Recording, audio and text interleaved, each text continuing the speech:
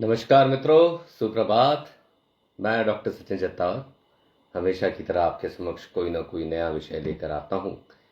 आप हमारा उत्साह बढ़ाते हैं, ज़्यादा से ज़्यादा शेयर करते हैं, लाइक करते हैं, तो ये ज्ञान सुधा बढ़ाने की जो हमने एक तारतम्य चालू किया है, ये बना रहता है बिना टूटे निर्बाध। पिछले 2-2.5 वर्षों से चलता आ रहा है और रुचि बनी हुई है। लोग सुनते हैं और नई नई बातों को जानने के लिए प्रयास करते हैं, प्रश्न डालते हैं, कमेंट आते हैं, उसका हम लोग जवाब देते हैं, तो बड़ा ही आनंद आता है। कोई भी चीज़ समझ में ना आए उसके लिए कमेंट डालिए, मैं आपको बहुत विस्तार से जवाब दूंगा। चीज़ों को समझिए और आपके जीवन में खुशियाँ भरिए। गुरु पूर्णिमा के इस पावन अवसर पर मैं आप सभी को इसकी हार्दिक शुभकामनाएं देता हूँ। गुरुओं के चरणों पे मेरा नमन है। विद्या, बल, बाहुबल, ज्ञान, सारी चीजें आपको मिल जाती हैं, पर शब्दों के बीच छिपा हुआ शब्द और उस शब्दों का शाब्दिक ज्ञान आपको गुरु से मिलता है। इसलिए जो भी आपके व्यक्तित्व में एक चमक है, आपकी ज्ञान सुधा में जो चमक है, या जो अकाट्य आपको ज्ञान मिला है, उसकी जो धार है वो आपको गुरु से मिलती है। तो गुरु पूर्णिमा के इस पावन अवसर पर आप सभी को हार्दिक शुभकामनाएं। अपने गुरुओं का सम्मान करें और उनके प्रति अपना आभार व्यक्त करें। एक आज बहुत ही अच्छा दिन है।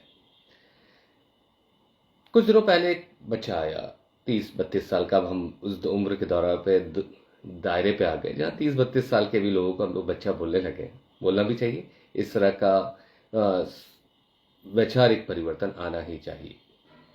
तो 30-32 साल का बच्चा था, मोटा था, गर्दनें काली थी उसकी, और थोड़ा सा ब्लड प्रेशर और कोलेस्ट्रॉल भी बढ़ा हुआ था।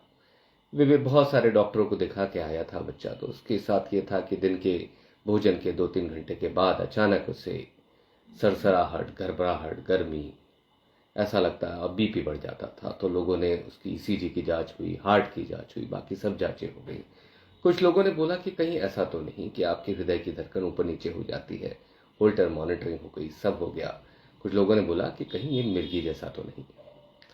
उस बच्चे बहुत परेशान था वो, क्योंकि ये समस्या उसकी ठीक नहीं हुई थी। भोजन के 2-3 घंटे के बाद रोज उसको इसी प्रकार से होता था, ठंडा पसीना, घबराहट, थरथराहट, कपकपी, बहुत तेज भूख लगना, पसीना पसीना हो जाना।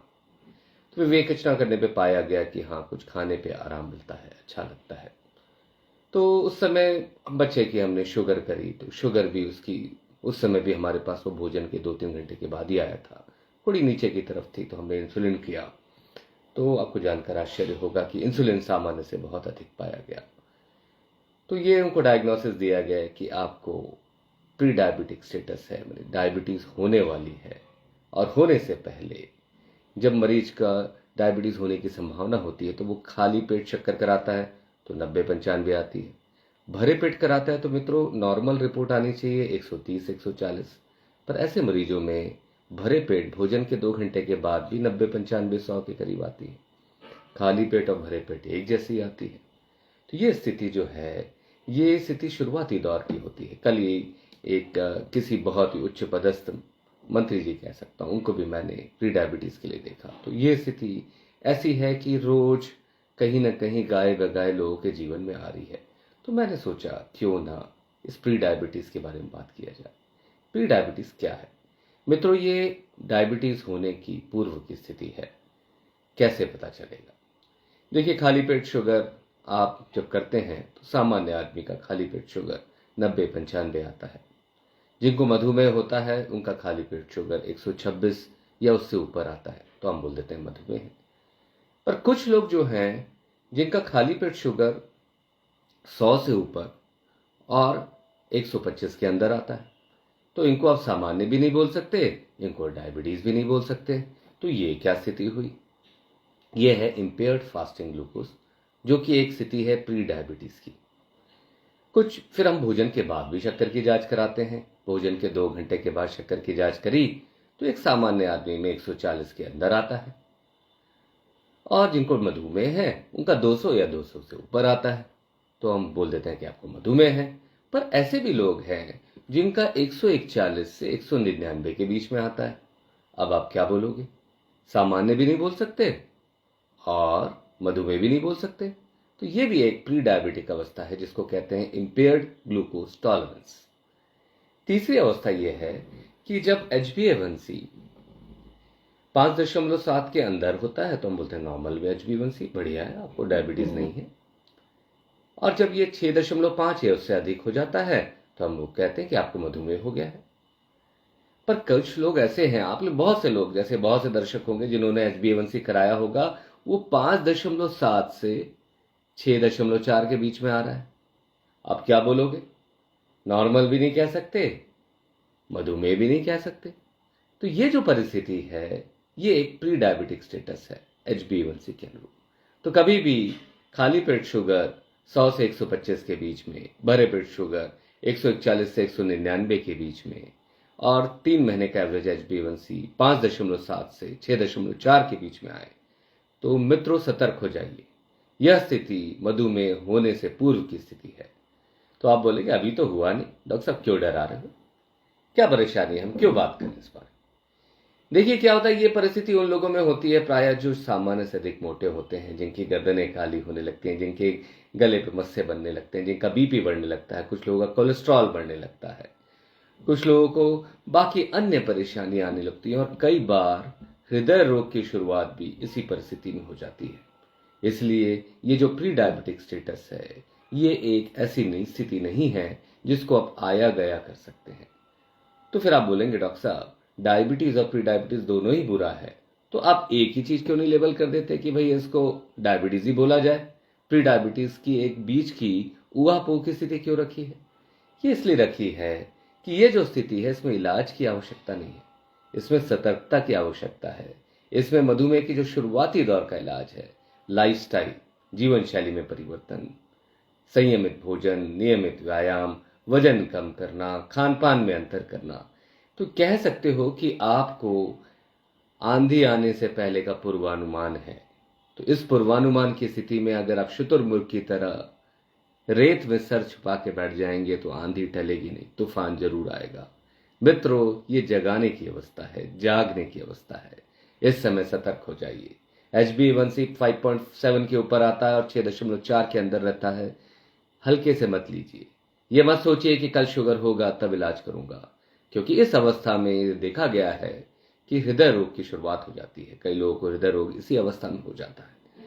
इसी अवस्था में आपको गुर्दा रोग हो सकता है। इसी अवस्था में आपको आंखों और बाकी जगह की परेशानियां भी आ सकती हैं। तो ये प्री डायबिटिक स्टेटस, इसी अवस्था में लड़कियों को PCOD वाली अवस्था होती है। लड़कियां आके हमारे पास कहती हैं, जवान लड़कियां आती हैं तो कहती हैं कि डॉक्टर साहब मुझे PCOD की बीमारी है, इसीलिए मैं मोटी हो गई हूं। PCOD की बीमारी है इसलिए मेरे चेहरे पे बाल आ रहे हैं, महीना बराबर नहीं आता और परेशानियां हैं। तो मुझे उनको समझाना पड़ता है कि बच्चे ऐसा नहीं है, आप मोटे हो, सामान्य से अधिक आपका वजन है और आपने इस पर ध्यान नहीं दिया है, इसीलिए आपको PCOD के लक्षण आ रहे हैं। तो इस चीज को समझना होगा। हमें एक पर्दा बनाकर इन डायग्नोसिस के पीछे छुपना नहीं है। यह तो इंगित करते हैं कि आपको ज्यादा सतर्क होना है, ज्यादा क्रियाशील होना है, ज्यादा समझदार बनना है, मेहनत करनी है, 6 से 8 घंटे की नींद लेनी है, टेंशन तनाव से दूरी बनानी है और जीवन में खुशियां खोलनी है। तो ये जो प्री डायबिटिक स्टेटस है इसके बारे में सबको बहुत सतर्क रहना चाहिए। कोई भी लड़की जिसको PCO का डायग्नोसिस दिया गया है, PCOD, PCOS बताया गया है, उसे समझना चाहिए कि 100 में से 1000 में से 999 के में भी कोई भी जेनेटिक कारण नहीं मिलता, कोई हार्मोनल कारण नहीं मिलता। नहीं तो बच्चे ये कहते हैं कि हमें तो हार्मोन की बीमारी है इसलिए हमें ऐसा हो रहा है। तो वो बहाना मत ढूंढिए। इनमें भी अभी एक शोध आया, वो ये कहता है कि ऐसे मोटे बच्चों में कोई कारण अगर होगा भी तो मुख्य इलाज डाइट और एक्सरसाइज, वेट लॉस और लाइफस्टाइल मॉडिफिकेशन ही है। जीवन शैली में परिवर्तन करना आपके जीवन में खुशियों के द्वार खोलेगा। तो क्या ये प्री डायबिटिक स्टेटस हमें क्या करना चाहिए? देखिए सबसे बड़ी समस्या आजकल ये है कि जीवित रहने के लिए आपको भोजन की जरूरत है। ये हमारे सदियों से संस्कृति रही है, सदियों से संस्कृति रही है। भोजन के एक अन्न के दाने के बारे में भी बड़े बड़े आपको कहानियां मिल जाएंगी, बड़े बड़े उदाहरण मिल जाएंगे। महाभारत में भी दुर्वासा ऋषि अपने 1000 शिष्य के साथ पांडवों के यहाँ आ रहे थे। तो उस समय उनके घर में कोई अनाज नहीं था। द्रौपदी बड़ी विचलित हो गई कि भाई दुर्वासा मुनि तो बहुत, अगर उनका अनादर हो गया, अपमान हो गया तो श्राप दे देते हैं। तब उन्होंने केशव की प्रार्थना करी और भगवान श्री कृष्ण स्वयं आए और बोलने लगे कि भाई द्रौपदी तुम खाना मुझे दो, मुझे बहुत भूख लग रही है। द्रौपदी फिर ऊआपो की स्थिति में आ गई, क्या करें, अब है नहीं, लज्जा भी आ रही थी। भगवान के श्रीमुख से वो बोल रहे थे कि आप मुझे कुछ खाना दो, तो बोले नहीं है खाना, सब खत्म हो गया। तो उन्होंने कहा कि नहीं, आप बर्तन लेके आओ। तो बर्तन में एक अन्न का दाना था। भगवान ने उस अन्न के दाने को लिया और अपने श्रीमुख में रखा, उनका पेट भर गया। एक अन्न के दाने का महत्व समझाया उन्होंने, और परिणाम में आपको मालूम ही है कि दुर्वासा ऋषि रास्ते में आते आते उनकी भूख मिट गई। उनको लगा कि अब मैं पांडवों के जाऊंगा और खाना नहीं खाऊंगा तो उनका अपमान हो जाएगा, तो वो भी लज्जित होकर वापस आ गए, चले गए, लौट के नहीं आए। तो देखिए एक अन्न के दाने का क्या महत्व है। तो इस एक अन्न के दाने की तरह ही भोजन की मात्रा बहुत सीमित अवस्था में हमें चाहिए होती, बहुत सीमित मात्रा में चाहिए होती है। बाकी चीजें हम जीवन में जब भोजन को आनंद का विषय बना लेते हैं तब हम लेते हैं, जो कि आवश्यकता से कहीं अधिक होता है। तो इस तरह सा भोजन जब आप लेते हो तो आप मोटे होने लगते हो। आप मोटे होने लगते हो, आपकी गर्दनें काली होने लगती है, मस्से आने लगते हैं, काख पे भी कालापन आने लगता है, तोंद निकल जाती है और दूसरी परेशानियां होती हैं। पर इस समय तक आपका शुगर नहीं बढ़ा हुआ होता। पर मित्रों, शुगर की बीमारी की बुनियाद आपने बहुत मजबूती से रख दी है। बस एक हल्का सा धक्का, जैसे कोरोना के समय इन्फेक्शन हो गया तो लोगों को डायबिटीज हो गया। प्राय ये वही लोग थे जिनकी बुनियाद रखी जा चुकी थी, जिनको डायबिटीज होने के लिए एक धक्के की आवश्यकता थी, और वो धक्का लग गया, उनको शुगर हो गया। कोरोना के बाद भी लोगों ने मोबाइल पे ज़्यादा समय देने लगे, घर पे रहने लगे, ज़्यादा एक्टिविटी नहीं होती थी, तो वहाँ भी उनकी ये बुनियाद मजबूत हुई और लोगों ने बोलना चालू कर दिया कि ये तो कोरोना के बाद से मुझे डायबिटीज़ हो गई। जबकि आपकी शिथिलता, निष्क्रियता, भोजन की अधिकता और भोजन का आनंद कहीं ना कहीं आपके जीवन में ये दुख लेकर आया है। क्या करना चाहिए? नियमित व्यायाम करिए। कितना व्यायाम करें? 30 से 35 मिनट का व्यायाम होना चाहिए। जिनको रोज की आदत हो गई है वो 1-1.5 घंटा व्यायाम कर सकते हैं। कैसा व्यायाम होना चाहिए? तो हफ्ते में 150 मिनट का व्यायाम हो, 75 मिनट बहुत तेजी से व्यायाम हो। अगर आपको हृदय रोग है, कोई अन्य बीमारी, तो ना करें, बाकी लोग कर सकते हैं। और 75 मिनट आपका धीरे गति में किया हुआ व्यायाम होना चाहिए, जिसमें हृदय की गति भी धीरे एक सीमित दायरे में रहे, जोन 2 में रहे। खाने पाने का ध्यान रखना चाहिए, तला भुना कम करना चाहिए, नमकीन मीठा कम करना चाहिए, पिज्जा, बर्गर, इस तरह की चीजें जो सामान्य से अधिक ऊर्जा आपके जीवन में ले आती है। और वो जो है, ये जो शक्कर है ना मित्रों, ये सीधा जाती है लिवर में, और लिवर वहां से इसको फैट में कन्वर्ट करता है। तो आजकल फैटी लिवर कितना कॉमन हो गया। जिसको भी सोनोग्राफी में फैटी लिवर आ रहा है, उनको भी समझना चाहिए कि उनको प्री डायबिटिक स्टेटस है। सबसे पहले जहां पे परिवर्तन आता है वो लिवर में आता है और फैट जमा होने लगता है। तो जिनको भी डॉक्टर ने बताया है कि फैटी लिवर है, वो भी सतर्क हो जाएं मित्रों, उनको डायबिटीज होने वाली है। इसीलिए वजन कम करें, नियमित व्यायाम करें, संयमित भोजन लें। डॉक्टर आपको कुछ दवाइयां दे सकते हैं इस अवस्था में।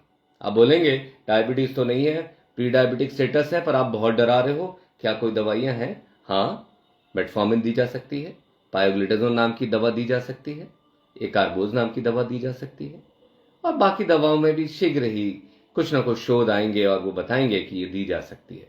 तो सबसे पहली दवा क्या है इस समय? सबसे पहली दवा है कि सामान्य जीवन शैली में आइए, आनंद को प्राथमिकता दीजिए। खाने वाला आनंद को प्राथमिकता नहीं बोल रहा हूं मैं। संयमित भोजन करिए, नियमित व्यायाम करिए, 6 से 8 घंटे की नींद लीजिए, शराब सिगरेट छोड़िए और टेंशन तनाव से मुक्त हो जाइए। जीवन अपना कर्तव्य करने के लिए बना है, कर्तव्य की पूर्ति के लिए बना है, अपेक्षाओं के लिए नहीं बना। जब भी आप अपेक्षा करते हैं तो मन कहीं ना कहीं आहत हो जाता है, उपेक्षित महसूस करने लगता है और अवसादग्रस्त हो जाता है। इसलिए अपेक्षा ना करें, जी तोड़ मेहनत करें और अपने जीवन को खुशहाल बनाएं। तो ऐसी स्थिति रहेगी तो आपको प्री डायबिटिक्स जैसे शैतान नहीं घेरेंगे। आशा है आपको मेरी बात समझ में आई होगी। धन्यवाद।